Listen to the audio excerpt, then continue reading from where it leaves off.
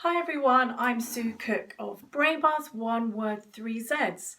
Now, in the last 12 years since I've been doing neurodevelopment, some things people still don't really seem to be understanding, so I've made a video here to explain that.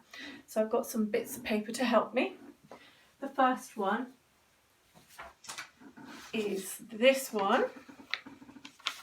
Now, if you can see this, this is like a funnel and it represents nerve outputs from the brain. So let me show you that again. So nerve outputs from the brain. So when the nerve outputs from the brain are working correctly, then you're not dyslexic, you can see properly, as in accommodation, 3D vision, your balance is good and all of those things.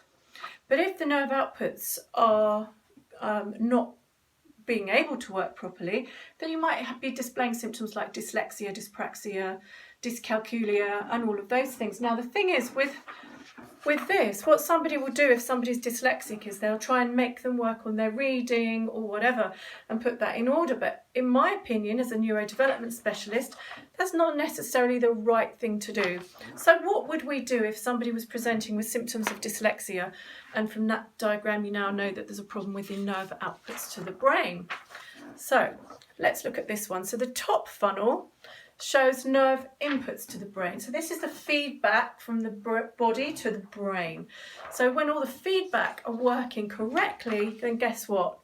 The output works correctly. So in other words, by trying to help dyslexia by working on the nerve outputs, it's not the most efficient way to do it, and you probably won't get the best results that you're looking for.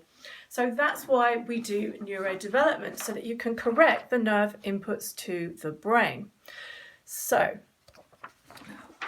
in explanation, when we're forming in utero, there are certain movements that the body does and they feed back to the brain. And I've done a drawing on this, which I'll show you in a minute. And this is natural. It happens across every single person on the planet. Every single person on the planet who's neurotypical would have developed in the same way. So their body would have moved in utero and that would have fed the brain, and then it goes round and round, and that's how you create this neurotypical brain. And that's using these special things called primitive reflexes, which are automatic and we can't help, but they form in a system and then they're not needed anymore and they should disappear at the appropriate time in neurotypical development. So in neurodevelopment, we're concentrating on the nerve inputs because, as I say, when you do that, the nerve outputs take care of themselves. So I've done another drawing. This is a spiral like a snail. I'm sure this isn't what the brain really looks like when it's doing it, but for the sake of visual understanding, this is what I've done. So imagine that this little blob in the middle is your developing fetus, and the body moves, feeds the brain, body moves, feeds the brain, and it goes round and round and round and round and round. Then you reach this level and then you can progress onto the higher levels of the brain. So what's happening in a dyslexic brain is that the development has got stuck somewhere along that circuit, and then you can't break out of the snail shell, see? So what we do in neurodevelopment is we complete the full system of movements that the body does, so that then you're not stuck like in a video game in the wrong box. You can progress higher.